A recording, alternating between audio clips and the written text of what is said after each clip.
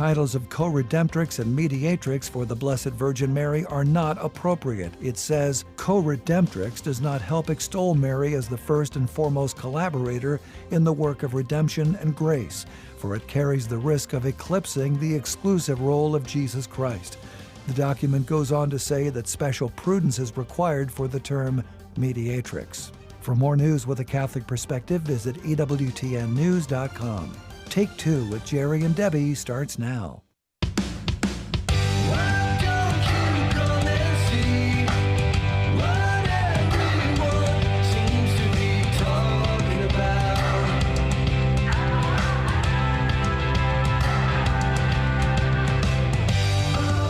Well, hello there and welcome. It is Take Two with Jerry and Debbie and you on EWTN Radio. I am Jerry Usher along with Debbie Georgiani. I'm coming to you live from Pope St. John the 23rd National Seminary in Weston, Massachusetts.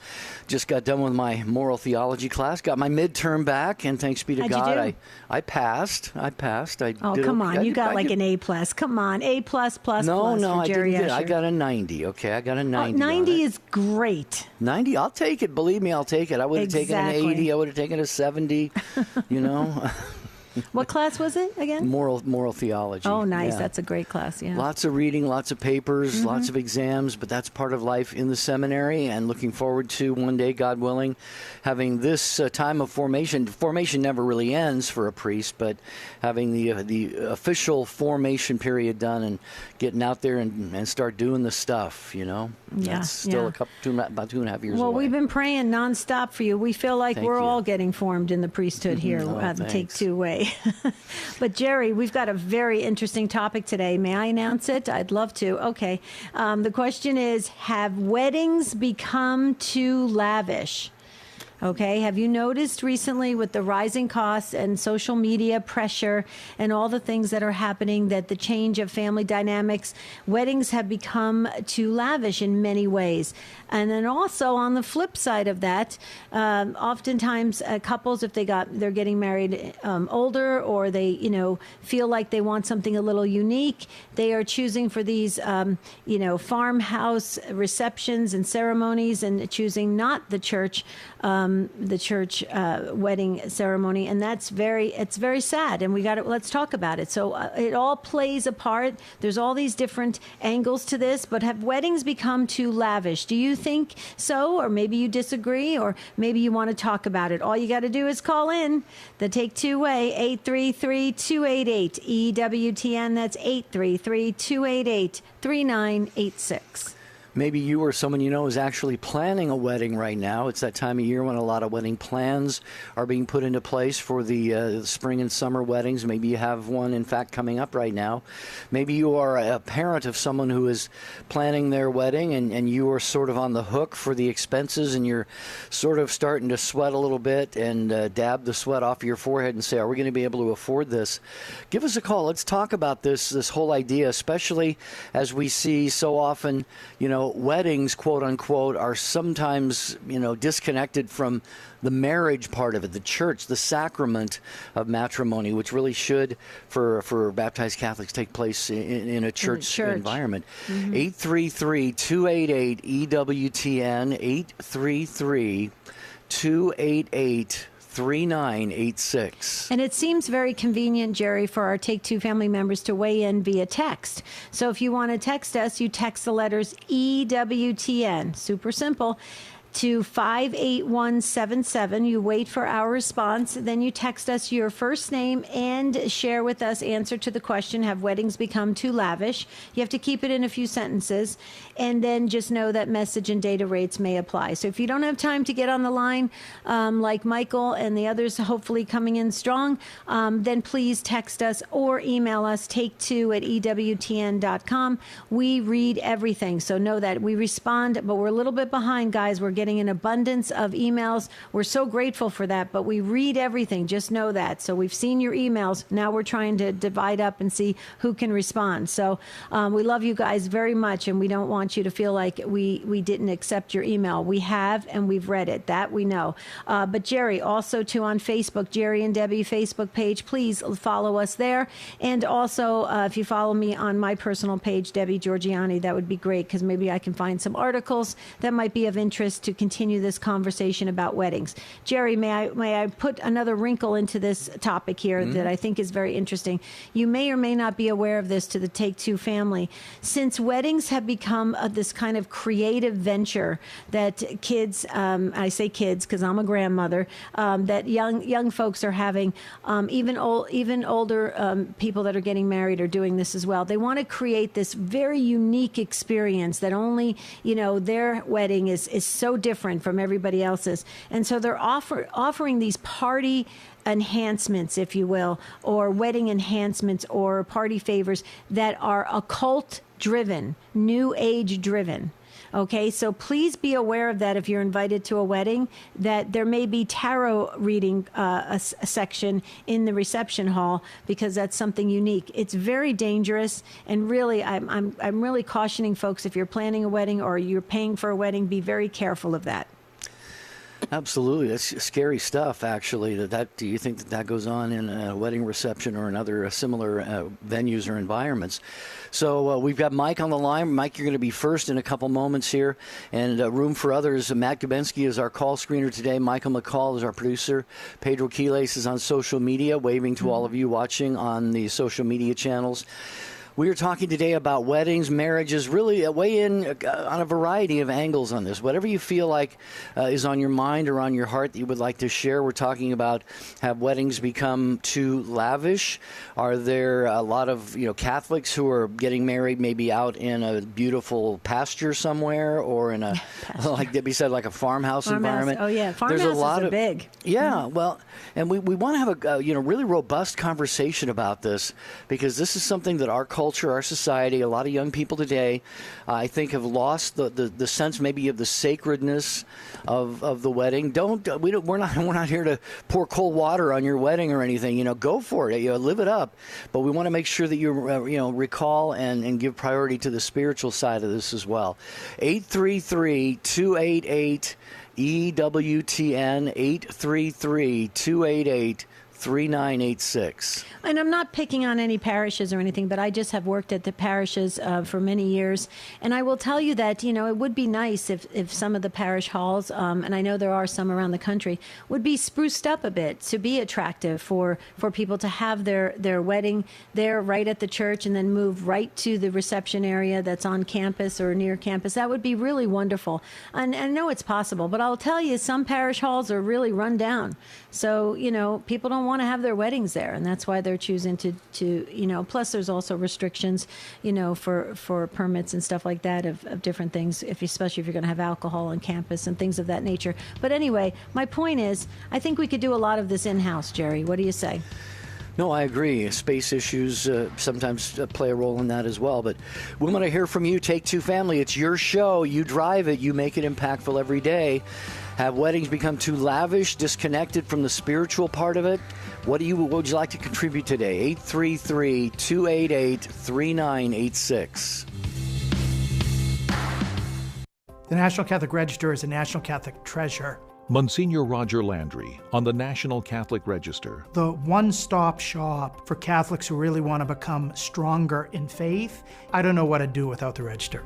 It gives us really solid Catholic news, and particularly it covers the Vatican better than anyone. And now that we have an American Pope, how much we need that service. There's no better place to go than the National Catholic Register.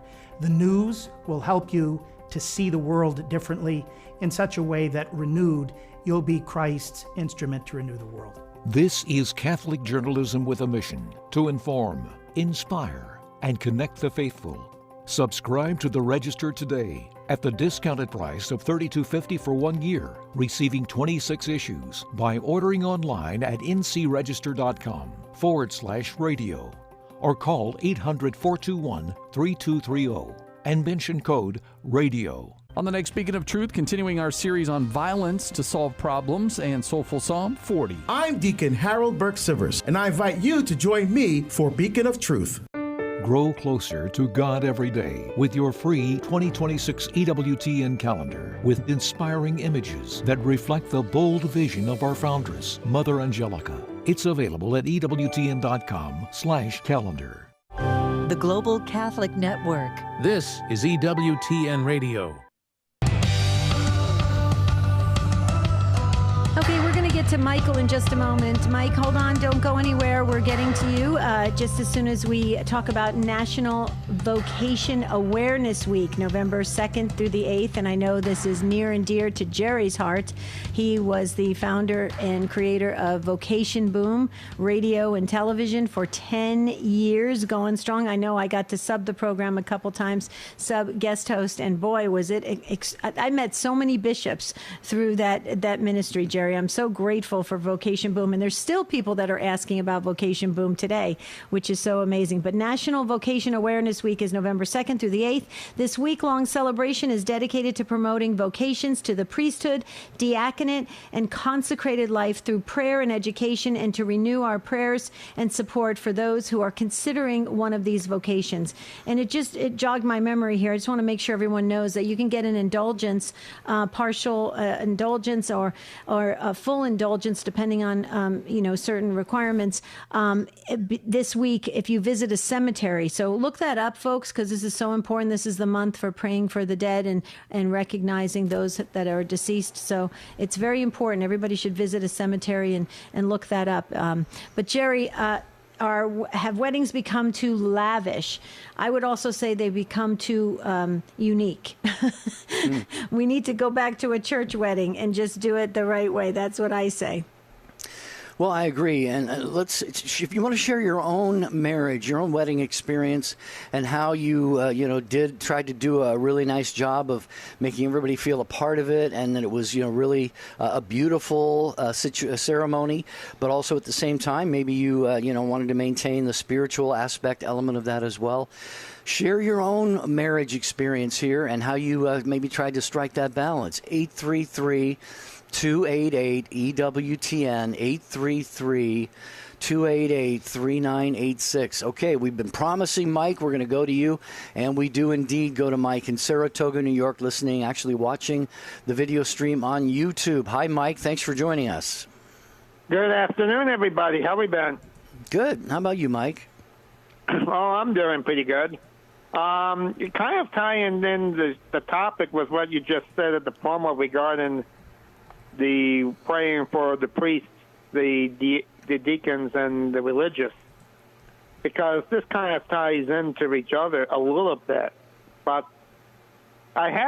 but when you bring up this question, have weddings become too lavish? This is something that if I do become a deacon, I'm going to have to pay attention to this, because this is going to be something that has to be paid attention to in marriage prep.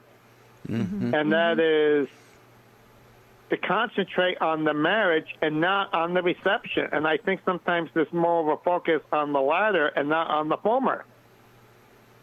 And to be honest, that's what seems to be exasperating.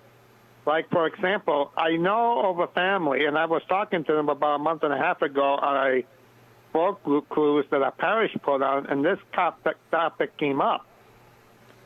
And basically, they basically have both a son and a daughter, the two of the three oldest children from a family of 13. Now, the oldest supposedly is looking at a religious vocation, but the oldest son and then the daughter who's right behind him are both going to get married. Now, supposedly the daughter and her fiancé is basically, they want to try and keep the wedding simple, but supposedly sometimes it's the parents that sometimes kind of get involved, and they say, oh, they don't want a cake, but we want a cake so we can take pictures, and they got to eat, and they got to do that type of stuff. And in the case of their son, it's basically, I guess, the bride's family's paying for this, and they're coming up with so many things that the price tag is like, yay! Yeah. And all that stuff. Let's try and just keep it simple. And maybe to some degree, maybe as part of the marriage prep, have couples engage in a service project to try and do some of that stuff. Now, finally, let's contrast this, because in the diocese where I am at, and I'm not sure if anybody has talked to you about this there, Jerry, but you probably know that Auxiliary Bishop Mark O'Connell from the Archdiocese of Boston is going to become the new Bishop of Albany as of the 5th of December. Mm-hmm. And the issue there is going to be is what will you do with a reception for a new bishop? Those are the things. How do you contrast all that? Well, you're making a lot of great points, Mike. And as a matter of fact, even though, good Lord willing, please God, I persevere and God gives me the grace, in about 2.5 years, I'll be less than 2.5 years, I'll be planning, good Lord willing, my ordination reception. And I think about this occasionally myself. And, you talked about the Auxiliary Bishop of Boston going to your diocese there, and, how are they going to do the reception? Some of these things, a wedding reception, a new bishop being, moved to a new diocese, we should do it upright. We should do it up big, always within, good taste, and, keeping within a budget and all of that stuff. But a lot of these things, a marriage is, supposed to be once in a lifetime, and being made a bishop and ordinary of a diocese is often, a once in a lifetime thing. So again, the whole point of this topic here today is not to say let's not make it beautiful and special and wonderful and lovely, and you can spend a few dollars on it. But I think you mentioned the marriage prep part of that too. There's plenty of resources. Debbie, you can probably speak to this far better than I can. But there are a lot of resources available, like online and in other places, that can help a couple plan for the reception and do all of these wonderful, beautiful things. But there's only the parish, the priest in the parish, or the deacon, or whoever is doing the marriage prep. That has to be solidly in place, because we're talking about, like I said, hopefully, God willing, a once in a lifetime thing for a husband and a wife, and that foundation has to be laid. Yeah, I totally agree, Mike. Thank you so much for your input on this topic. And I think that marriage prep really you need to walk with that couple, that engaged couple, and really, journey with them, get to know them, and so let them be part of the community. One of the things that I think in general, this is a general statement in general, that we have somewhat failed in the church, and I've seen that at the parish level, where, we're great with the younger kids, right? Elementary and junior high and high school, and even some adult faith formation in some areas. But for the most part, once they become adults, they're on their own. They go to college, they go live their lives, and then when they circle back and want to come back to the church for some kind of parish wedding, because their families are still registered there, sometimes they feel disconnected. They don't feel close to the whole culture of the parish. I think it's very important that we stay connected with these folks. Even if they do move on, we work hard as people who are working in the church as lay leaders. I know there's only so much the priests and deacons and the religious can do. I get that, but we as lay leaders could do that, and I think that's a huge part of it, because I've talked to a lot of young couples, Mike and Jerry, where they have said, I went through the motions because my parents wanted me to. It didn't feel close to the priest, didn't feel close to the parish anymore. And that's unfortunate.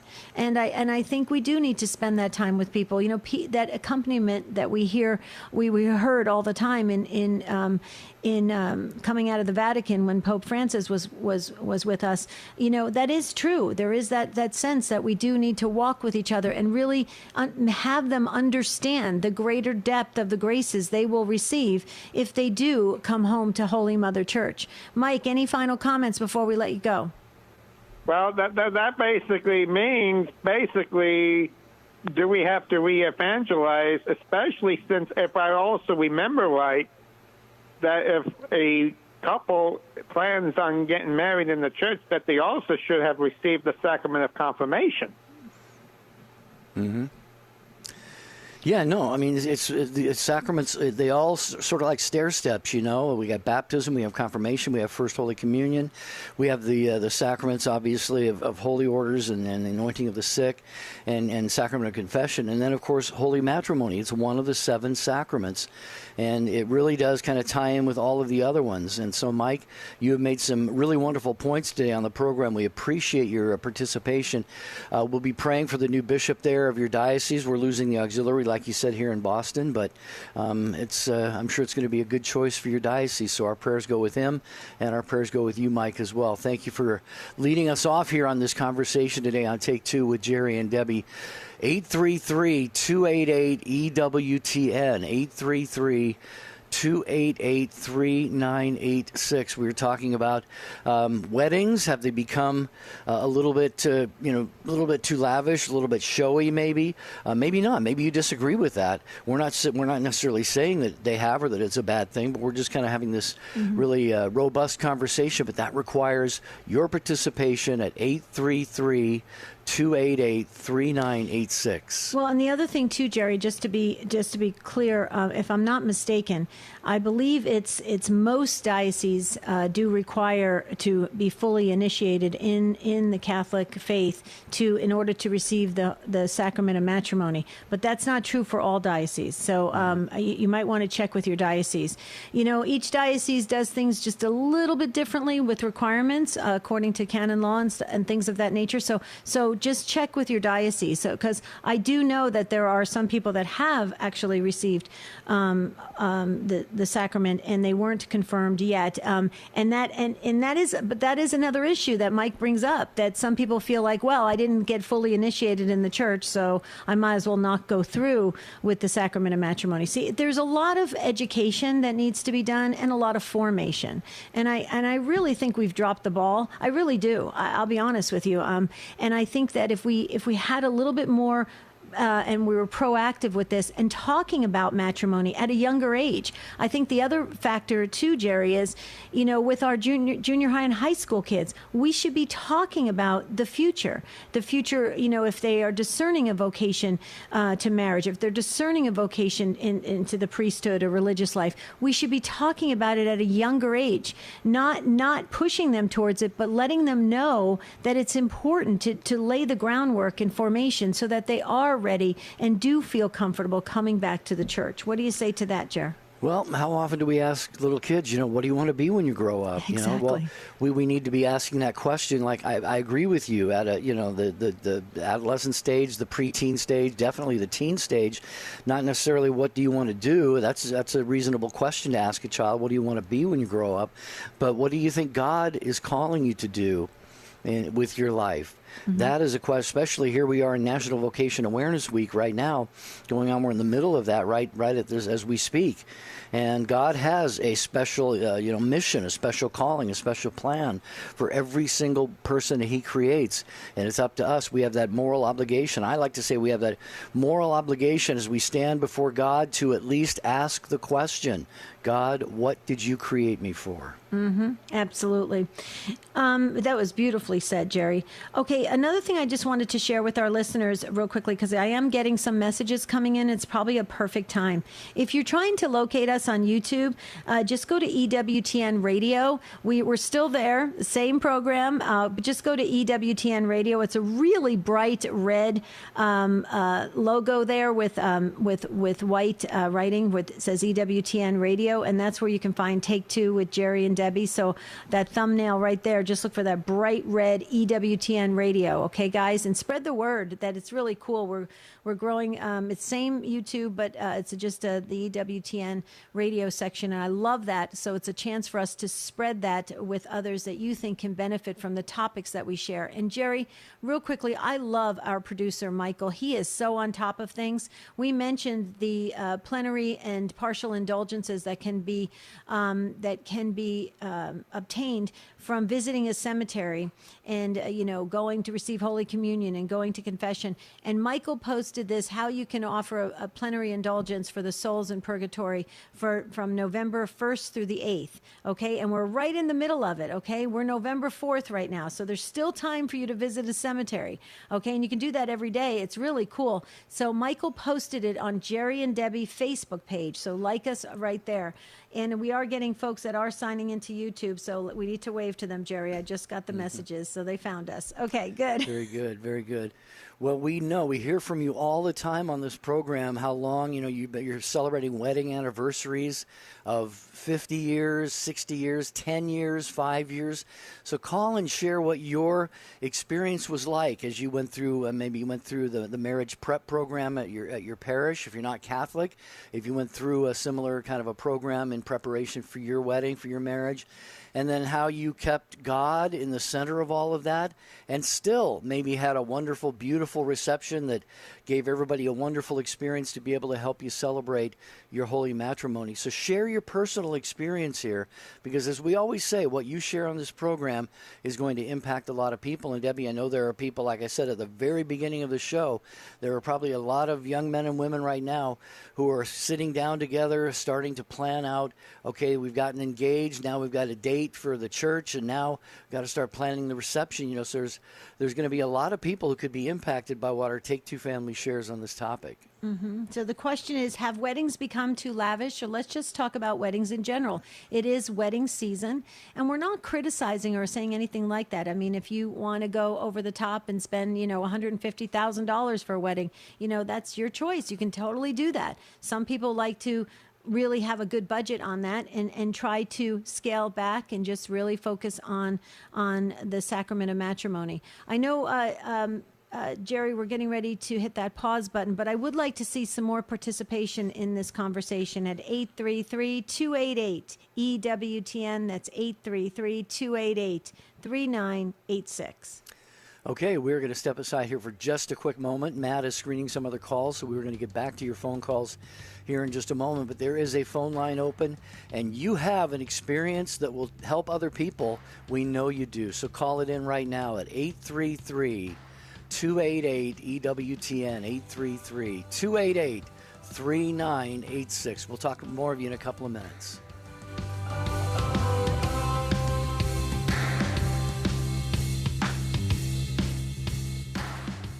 The most original Catholic content is on EWTN Radio.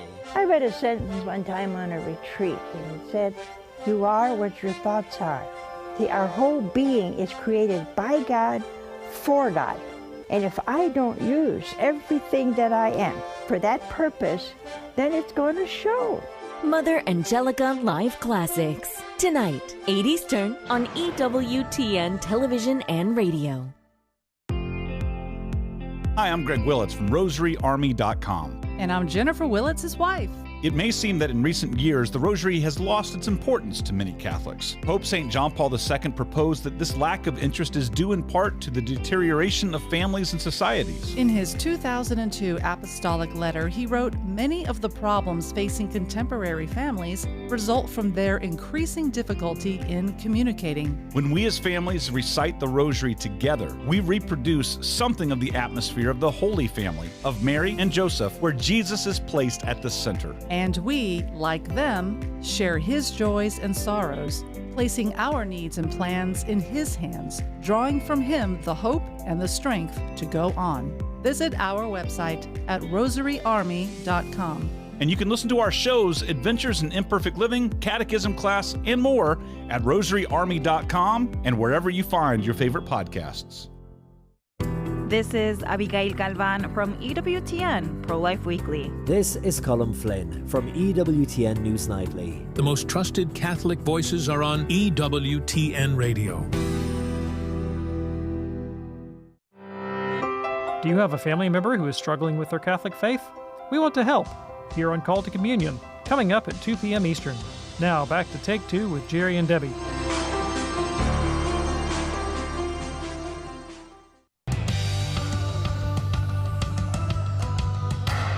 Well, if you're married or are planning a wedding and a marriage, you've got something to say, weigh in on this conversation today about how weddings have become rather lavish. Maybe you had that experience. Maybe it was, maybe somebody paid for your wedding, like you had oftentimes they say the bride's family, parents usually get stuck paying for that, but not always is that the case. But we just want to hear your experience about your wedding, the marriage prep, the religious, the spiritual side of it. Please join in with your take at 833-288-3986. And just want to mention quickly, we love to give shout-outs to our affiliate partners. So congratulations to another EWTN radio partner. It's Pax et Bonum Radio. They're serving Albany, Saratoga Springs, Hudson, Esperance, and Cherry Valley, New York, celebrating 15 years with EWTN this week. Congratulations to Tom and Laura Threlkeld and their great team at WOPG AM and FM from your friends here at EWTN. Sweet. Well, that's amazing. 10 years. I love that. How many? Oh, and I'm sorry, 15 years. You said 15 years. Yeah. Wow. How many souls? Time flies. Yeah, that they are reaching 15 years. Way to go, guys. Okay, we're going to get back to the phones. We do have, you're not going to believe this, one open phone line. So that means if you feel the tug in your spirit, that little nudge, you don't have to be Catholic to call. And maybe you own an event center, a place where people get married. Maybe you do. Maybe you own a floral arrangement place, a florist a shop. Maybe you're a photographer. Could you tell us what's going on with people? Are they having difficulty finding places or finding people to come and work at their wedding? Is it too expensive? The rising costs of all this, and they're just choosing, no, I'm choosing out. I'm going to do a destination wedding or something of that nature. Please, let's really talk about it. So Aaron is up next. Oh, here's the number, 833-288-EWTN. That's 833-288-3986. Oh, there goes the other line. I love this topic. Okay, let's go to Aaron in Indianapolis, Indiana, on the EWTN app. Hi, Aaron. Thanks for waiting and welcome. Hi. Hi. You go right ahead. Yeah. Hi. Well, my son, I actually texted you yesterday to put him and his fiance on the prayer line. Mm-hmm. And they're getting married in September of next year, and they got engaged December of last year. And they are getting married at the church, that they were having a hard time finding a venue that you didn't have to rent for the full day, because everybody expects you to use that venue for the wedding and the reception. Oh, yeah. And the cost of the venues around us are very expensive, and a lot of them were about what their whole budget is for their wedding. Oh, boy. So. But let me comment about this, Aaron, and we've got them in the prayer book, so don't worry about that in your whole family. But Aaron, I got to tell you, this is across the board with everything. Just recently, I had a dear friend that just wanted to rent out a small room in the back of a restaurant for an anniversary. It was so much money, I couldn't believe it. I mean, you could take a pilgrimage to France for that money. It was ridiculous. I mean, it's out of control in that area. Especially, I think we need to get back to where, especially when these are young kids that are getting married, or even those that are starting out. It's hard enough to find a place to live, to afford housing and things of that nature. We need to cut some discounts for people that are getting married, and we need to go back to supporting marriage. We really do as a country. What do you say, Jer? As a culture, as a society, that's really it's really unfortunate what you're sharing, Aaron. And I'm trying to think of alternatives in my mind. The only thing that comes to my mind is, and I'm sure they've already thought about this, is if the parish has a hall, or if there's maybe a Knights of Columbus hall or something available that would be more reasonable. But we'll definitely be praying that they find a suitable venue, Aaron, because this is that the biggest moment of their lives, and I know you all want to have a special occasion. Mm-hmm.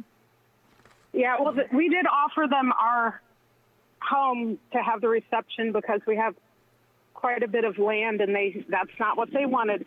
So they did find a place that they can rent hourly, that it's still quite a bit. They're figuring out. I told my son he might have to up the budget that he told her with what they've decided. Aaron, let me ask you a question. Are they having a church wedding? Yes, they are. They're having it at our parish. Okay. And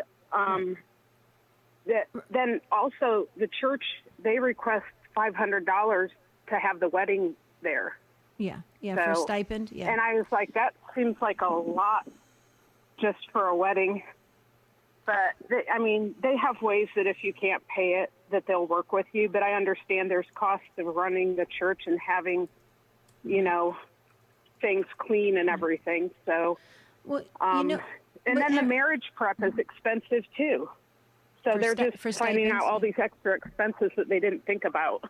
Well, and probably there's a stipend for the musicians. Jerry just texted that over. That's true. The musicians and other things that they're going to have to probably give a stipend for. But Erin, have you thought about doing this? Because I know this worked with a friend of mine. She actually went to her parish and asked the pastor or asked the parish administrator there if there was somebody that owned a venue in the church, and that maybe they could give your children a discount on this, because I have seen that work, and I think we need to have that kind of community that we help one another, especially if people do own certain things and they're in your parish community. I don't know if you thought about that, but you might want to give that a try. Yeah, and they're just finding out all the extra expenses that they didn't think about. Yeah, right. But they are young. They're both going to be 24 when they get married next year, so. Okay. See, that's what I mean, though. That's why I think, we need to, as a community, need to help these young folks out when they're just starting, because it's hard enough to be in this world and doing what we need to do to have a roof over our heads and cars to drive and things of that nature. Erin, we've got your family covered in prayer, okay? All right, thank you. Thanks for calling in, Erin. Appreciate that. Jerry is next in Mississippi. Listen on WJXC. Jerry, hello. Welcome to the program. Hi. Yes. Thank you. I'm excited about talking about marriage. Good. Vic and I, we're here in Jackson, Mississippi, and we're going to celebrate our 47th anniversary the end of this month. And we were lucky to do a Catholic engaged encounter as marriage prep. Mm-hmm. And it was so powerful for us that every one of our 7 children, we've treated them as they've been engaged to that as our wedding gift, because we thought that was the investment in their love. Yeah. And the mantra of the EE concept is love is a decision, not a feeling. And that has really sustained us in good times and not so good. What a truth that is. So the feelings can come and go, and maybe myself included are not so lovable sometimes, or likable perhaps, but love is a decision, not a feeling. So that has carried the day for us. Wow, that was excellent. I have to tell you, Jerry, this is so it's music to our ears, because we started the outreach ministry Stand Tall, which is a life coaching ministry, and we did that for many reasons, and one of them being to help folks when they are entering into marriage to have coaching ahead of time, similar to what you're sharing with Engaged Encounter. And it's that same thing. And we actually have clients that have bought packages for their kids to have coaching sessions before they get married. It is so important to prepare everyone before they enter into the next stages of their vocation and their life. It's really quite simple, no different than if you were to start a job or something of that nature. You go through orientation, you go through a practice period of really understanding things before they just, throw you on the front lines and say, okay, play nice. I mean, it really is something so beautiful. I think what you and your husband chose to do was amazing.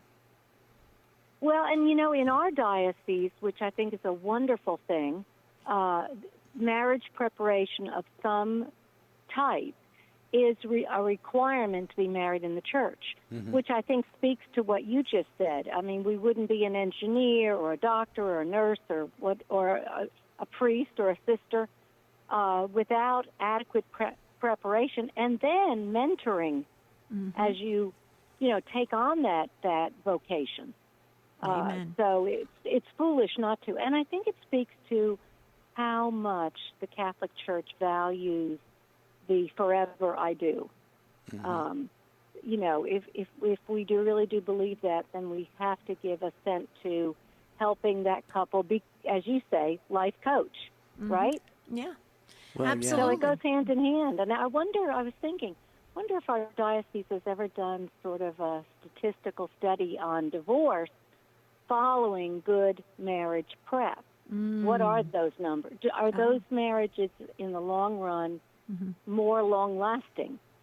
You know, Yeah. You know what's interesting, what you just said, Jerry? I'm going to find that out. I'm going to do the research on that because Adam Bly, who's a religious demonologist, he's also a canon lawyer. He works in the tribunal of his diocese, the Diocese of Pittsburgh, Pennsylvania, and he studies failed marriages. That's what he does. He studies failed marriages. I'm going to ask him that question if there's any stats on that. That is fascinating, Jerry.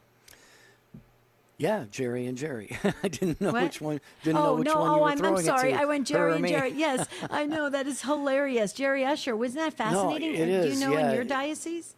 I think it's pretty universal, some kind of marriage preparation.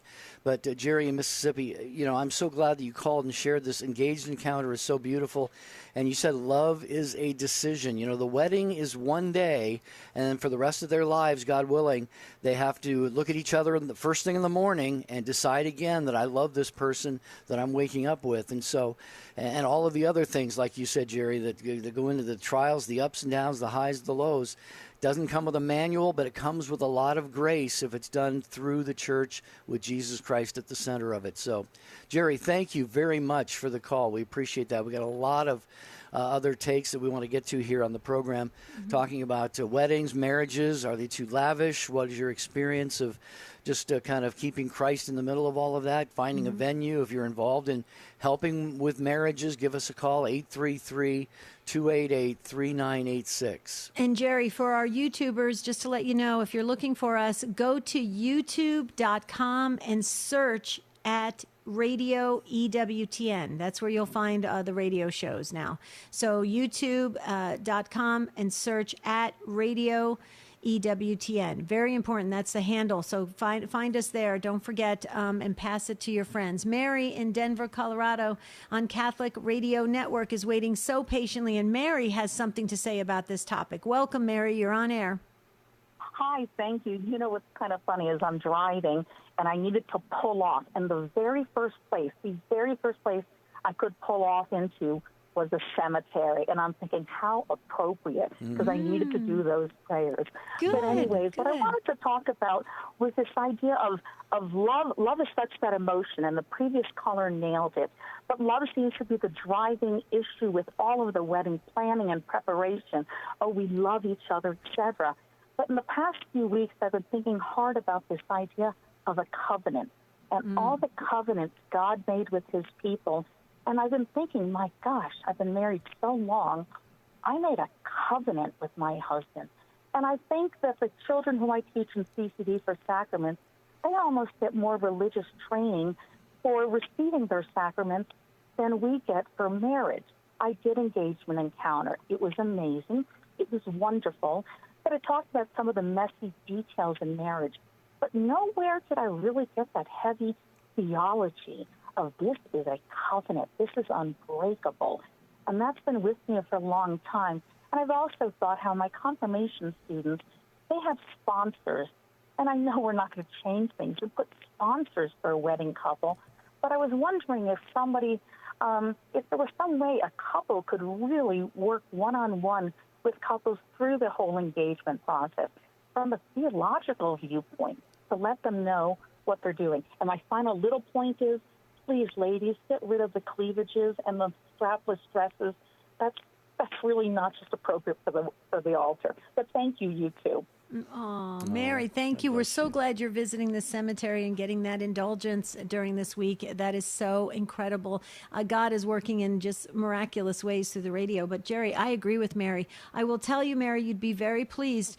Some of the preparation work we do with engaged couples here in the diocese that I live in, the Diocese of Phoenix, they do exactly that. They match up couples that have been married for many years, and they walk with the other couple and really journey with them and become friends with them. And and really, impart those theological concepts that you're talking about. But Jerry, I agree with Mary. I so agree. We need to bring back the understanding of covenant, the word covenant, the importance of covenant, and make it very serious. Since everybody is into searching the truth now, that's what we're hearing now, especially with the Charlie Kirk effect that we have heard that has had a ripple across the world. Okay, everybody's searching for truth. Well, the truth is, it is a covenant. It is, yeah, and we really do need to get back to this, like you said, and a lot of us, I'm sure many of our listeners will appreciate this. We owe a lot to Dr. Scott Hahn and his team at the St. Paul Center for Biblical Theology and his associates and colleagues for bringing our attention to the real meaning of a covenant. Mary, you're pointing this out. A contract is something where we exchange, goods or services or money or what have you. A covenant, we exchange us. We exchange each other. That's why the church says, the two become one flesh. Let no man put asunder. Put asunder means to, separate, to tear apart. So the two metaphysically actually do become one flesh. That's how close and intimate the covenant of marriage is. So, Mary, anything else you wanted to add on to that? I was thinking, actually, it would be kind of nice if there was a couple, married couple in the parish could adopt a couple and spiritually pray for them the whole time, and even throughout their marriage, pray for them. Just remember that, it'll be Mike and Susan, that I was there, and I'm praying for them, and I will continually pray for them for as long as I'm alive. I think we all need those prayers. That's a beautiful idea. Absolutely I love beautiful. That. One thing I would say, though, Mary, that takes time, that takes intention, that takes effort, and that's the reason why we do things on Catholic radio discussing solid formation and catechesis, because we've got to get back to our souls and what's important to God and be on that journey, and all those other things like social media and all those distractions are all just distractions. Our real focus is getting people to heaven. Mary, I love your heart. It's incredible. Jerry and I have big smiles on our faces. So thank you so much. Thanks, Mary. Just want to mention, too, that Take Two with Jerry and Debbie and you, encores at midnight Eastern Time here on most of these EWTN stations. So if you enjoy the live broadcast here at noon Eastern Time and you want to hear the encore presentation, or maybe you know someone who isn't able to tune in live, tell them about the encore on many of these EWTN stations. Take Two with Jerry and Debbie, noon and midnight Eastern here on EWTN Radio. Beautiful. Lori in Springfield, Ohio, has been waiting so patiently on the EWTN app. Lori, you have the floor. Well, hello. Thank you so much for taking my call. My daughter was involved in a wedding, just very recently, within the last 2 weeks. And, because the couple was older, it was, in my opinion, it was extravagant in the expectations. So the lead up to the wedding was somewhere in the range of about 4 showers and then a bridesmaids and bride, getaway that was on the scale of about $1,000 a person. And I feel that that's just extravagant. That's about you. That's not really about the marriage, in my opinion. And the wedding was beautiful, no doubt, but it had to be perfect. And because they're older, they take the time to plan, and every detail has to be perfect. And that's where we get some bridezillas that come into view at those times. But that's just my opinion. I understand, the scarcity of venues that allow for just a reception and a limited reception. But it's also luring so many people, or so many Catholics, away from a Catholic wedding. So it just breaks my heart.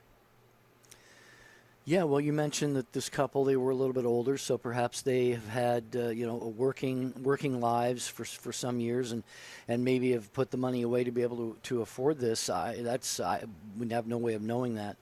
But yeah, I would think with if this was a younger couple and they were trying to, just getting started out in their marriage and needing to pinch pennies and all of that, they need to look really long and hard at these add-on types of things. But, again, we're not here to say don't do any of this stuff. We're just here to have the conversation.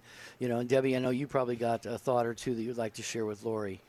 Well, I think it's just natural for people to live in that Hollywoodish type of fantasy of what it's like to be married and all the celebrations and everything. You get caught up in it. I think it's easy to get caught up in that and be, have that kind of feeling of having all these incredible parties and things to honor the fact that two are getting married. And so it can kind of take on a life of its own, and I've seen that. But for the most part, I think people are really striving for joy and happiness, and they should strive for that. It's a beautiful thing, when two come together, and it's wonderful. But again, I don't want to be like, the one that's being all serious here on this conversation, but the truth is our souls are what matter. And so really all of the emphasis should go on the church wedding itself, because the parties and the celebrations, they're all extra things that are wonderful. And don't get me wrong, you got the wedding feast of Cana, right? So God, recognized the beautiful week-long celebration of it. That's true. But you remember that's in a different time and in a different way of preparation for married couples. We, in the day and age we live in, it can be very, very costly. What do you say, Lori?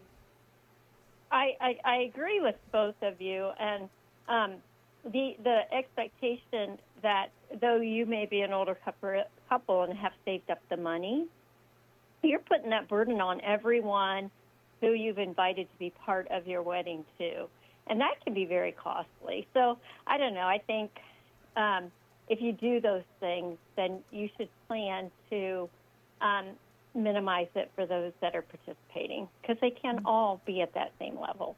But I really appreciate what you both have said. I do agree it should just be on the actual ceremony. That's the most important part. But once that's over and the celebration begins, yes, I'm all for the happiness and joy and, congratulations. Yeah, absolutely. But I will tell you something. If you really want to be, talking what happens after marriage, a lot of times after the big celebration, you hear about couples having a major fight on their honeymoon. I don't know if you've ever heard that, but there's also that kind of letdown after all this celebration. So sometimes I think it can be a bit of an issue to raise it so much, so high with the celebration, and then they go into reality. It's a very interesting dynamic. Maybe we should do a part 2 of the show. Thank you, Lori. But where are we going next, Jerry? We still got many people on the lines. Yeah, hang on, Jeremy. Tiki, we're going to try to get to you. We got Gabriella, who is next in line in San Antonio, Texas, listening on Guadalupe Radio Network. Hi, Gabriella. Welcome. Hi, guys. Thank y'all for taking my call. This is my first time calling y'all, so I'm excited to be able to get in. I just wanted to kind of chime in. I am going to be married 1 year on the 23rd of this month. So we got married last year in November, and I just wanted to say that we got married in the church, and we did have a beautiful wedding. The ceremony was beautiful. The reception was beautiful. We did set a budget for $25,000. We got engaged. We saved from the day we got engaged up until the day of our wedding, and we were blessed to stick to the budget. We had, family members who helped pitch in or donate things or, their time, services, whatever they could. And so we were really blessed, and it wasn't lavish by any means, but it was beautiful. It was perfect. It was exactly what I wanted. My dress was very modest, and I got so many compliments on my dress. The caller talking about cleavage, I didn't have any of that. But I got so many compliments, and I don't know if, they were just saying it because it's the wedding day, but I was like, wow, okay, thanks, guys, because, everybody was complimenting my very modest wrist-length dress all the way to the floor, covering up everything. So it was very beautiful, and here in San Antonio, Texas, at least from, last year, the prices of the venue, if you want to spend a lot of money, you could do it. If you wanted to find a little place that wasn't as expensive, you could also do that too. I'm in a big city, that may be different for people who are in smaller cities, but At least that was me and my husband's experience. And the one thing I also wanted to talk about was that we, are required to take a marriage preparation course through our Catholic Church. And I went in with the expectations. I mean, I'm pretty open-minded, so I was like, let's see how this goes. But, man, the couple who did our natural family planning course, man, they were really, truly godsends, because based off of the information I learned from her, and of course, my own physical health and everything else, while considering God's grace as well, we got pregnant the month after we got married. Wow. So our baby girl is going to be 2 months on the 8th of this month. On Our Lady's birthday. She was born on Our Lady's birthday. Well, congratulations, Praise Gabriella. God. Beautiful. Thanks for being a first-time caller. You hear the music there. Jeremy just got married in April. We wish you all the best. We'll be praying for you. You want to mention how you're prepared. And Tiki in Oviedo, Florida, I wish we had time to get to you because you've got a wonderful take on this, but we just are running out. We are simply out of time here on the broadcast. Tomorrow's topic, who do you credit for planting seeds of faith or bringing you back to the faith? We'll talk to you about that tomorrow here on Take Two with Jerry and Debbie. God bless.